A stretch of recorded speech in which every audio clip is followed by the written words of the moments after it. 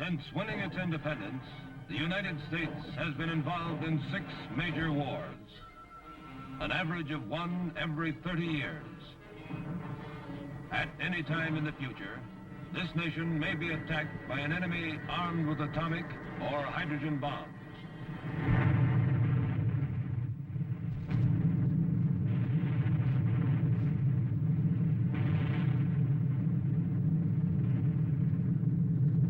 This is the film chronicle of an event that could take place in any target city. It's called Bombproof.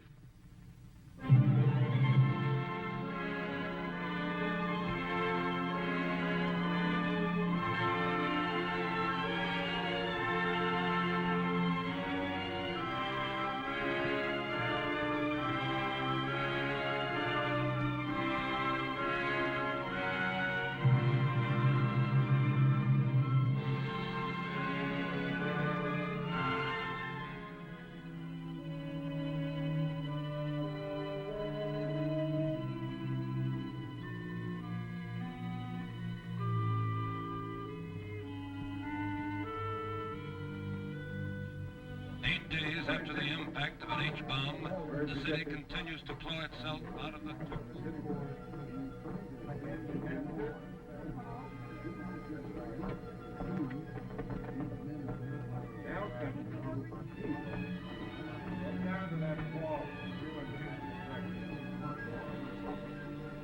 Area 1. Yeah. Ask him to come back.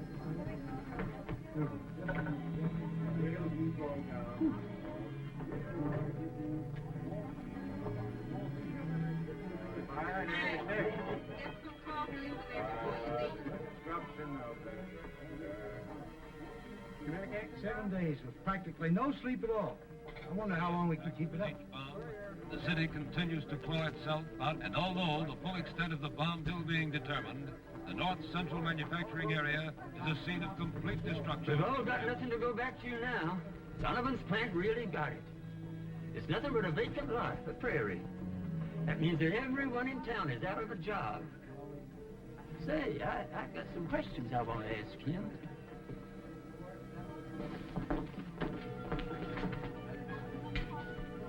Mr. Donovan, I'm Fred Bates. I've been working for you and your dad before you for 40 years. I'll be 65 next year. Now that the plank's been blown to kingdom come, what's going to happen to my pension? I own some Donovan stock. What about my savings? I delivered 2 truckloads of paint to your factory the day before the bomb hit. I didn't even have time to bill it. I got 10 days of back pay coming. What's the matter with you people? Don't you know there's a war going on? Our plant has been destroyed, but the company is still in business. In addition to being civil defense headquarters, this happens to be the temporary office of the president of Donovan Manufacturing. Brother. You're going to get your pension. Madam, your investment is safe. You'll be paid for your paint within 90 days. You'll have your job back in less than 90 days. Now, that's a lot of baloney, Donovan. Your factory is nothing but a big radioactive hole in the ground. You're through. I'm through. We're all through. We might as well go live in caves. Charlie, you can just thank God you happen to be wrong. We've got the people to start over again. Our records are still intact. Records? Big deal. Records? What good are records? The factory's gone. The foundation's gone even. The records are the new foundation. Listen, all of you. I want to tell you something that you don't know. This goes back to 3 years ago. And something that began one day in my office during an evacuation drill.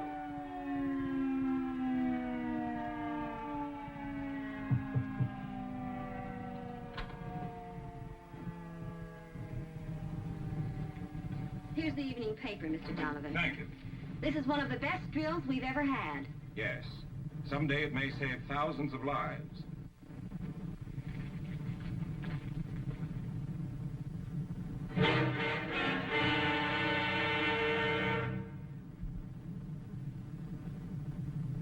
What would happen if an H-bomb hit this plant? Complete destruction. It would probably mean the end of Donovan Manufacturing. But it wouldn't have to be the end. They could move in new machines. We'd get them from somewhere, along with new stocks of raw materials. In the beginning, we'd have some pretty makeshift arrangements. But with our people saved and filled with the will to win, we could carry on. But one thing is sure. In our line of business, it's almost impossible to build from scratch without records. People and records. We can evacuate people or get them to shelter. But how can we save our records? Yes? Mr. Donovan, you asked me to buzz you when Mr. Stone got back in. Thank you. Yes? Caleb, how about that integrated CD plan? How's it shaping up? It's coming along fine, J.B. I'm working with Louis Aiken of Civil Defense, our industry representative. As a matter of fact, he's coming over this afternoon. So, we wonder if Civil Defense has any advice on how we can preserve our vital records. We have tons of them. In short, Mr. Aiken, how can we make them bomb-proof? Your first line of defense for your vital records is a plan of office protection, in which employees are taught to act at the earliest alert.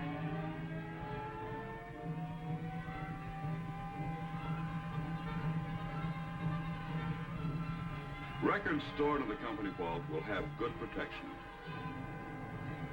Unless your plant happens to be in the inner ring of total destruction. Total destruction? Yes, total destruction. Directly under an H-bomb burst, you could have a hole a mile wide and 175 feet deep. The only sure method of protecting vital records, whether it's company records or just a few personal documents, such as a birth certificate, is to duplicate them and store them at dispersal points safely outside the target area. There are 4 ways of duplicating your records. You can make handwritten copies, typewritten duplicates, carbon copies, or photocopies. Which do you recommend? It depends on the nature and number of records to be duplicated. J.B., I know our records are important, but it just isn't practical to copy them all. We have at least 300,000 documents. It would cost a fortune to copy them by hand or typewriter. I don't go for these hand or typewriting methods of copying either. Too many chances for errors. How about photocopying? 300,000 photostats and blueprints costing at least $1 apiece? We just couldn't afford it. Now, just a second, Caleb. When you spoke of photocopies, did you have microfilming in mind? It's one process you would probably want to consider. Lots of business firms are now using it. So is the government. Microfilming sounds like a good idea, if it doesn't cost too much. Are the machines very expensive? No more so than other office equipment. Western Steel has a microfilm installation here in town. Maybe you could talk to them about it. How about that, Caleb? Want to go over to Western Steel this afternoon? I don't know about this fill business. If you want records to last, they ought to be on permanent rag paper. The National Bureau of Standards considers microfilm just as permanent as rag paper. Well, gentlemen, I must be going. One more thing. How long does the Bureau of Standards think film will last? They estimate about 500 years.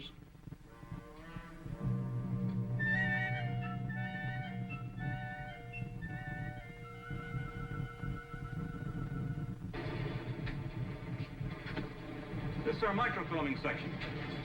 This is a combination recorder and reader. This machine automatically feeds documents of assorted sizes into the recorder. Both sides of each document are being photographed on microfilm as fast as the operator can load the feeder. Now, every one of the documents in this entire file cabinet has been microfilmed. Their microfilm images are stored in a container as small as this 16-millimeter film box. Now, this single microfilm file cabinet contains photographic records of every important document in this entire plant. This one film file cabinet is the equivalent of 100 four-drawer files. We always have a microfilm made in duplicate, and the other set stored at another location for safekeeping. Is it much of a job to find a document when you want it? Not at all. Let's say I want to find a statement issued last month. I turn in the master index file to the statement section for the month of March. I find that the statement I want is on roll number 62 at index point number 258. I locate roll 62 in this drawer. Just takes a few seconds. Now I'll have the operator show you the items on the reader. He puts the roll in the reader.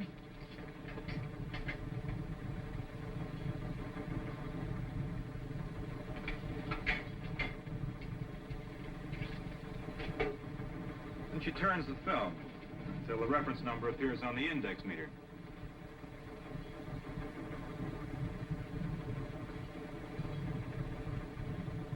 And there's your statement. This is remarkable. What if you need a copy of that item? On paper. Miss Matson, would you make us a print of this item?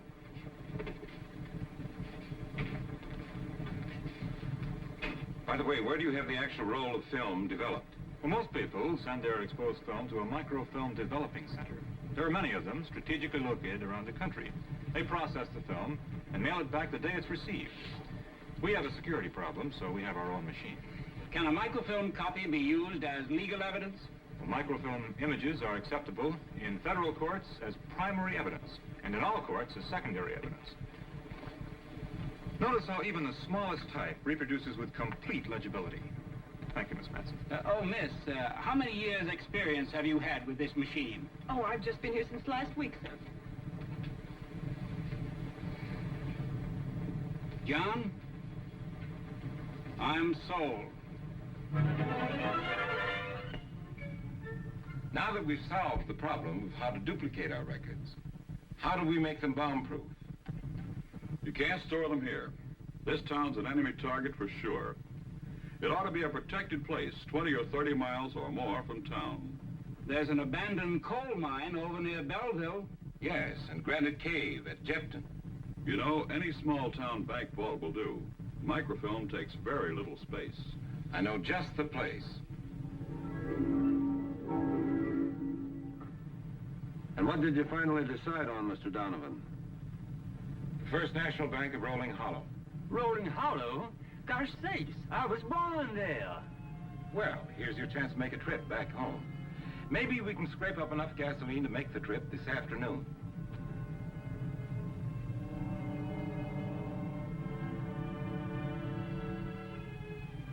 Fred, here's the container with your pension record in it. The accounts receivable, the insurance policies, the bank statements, the formulas, our machine designs, and our personnel records. And for every name in this microfilm file, there's a man or woman ready to go back to work.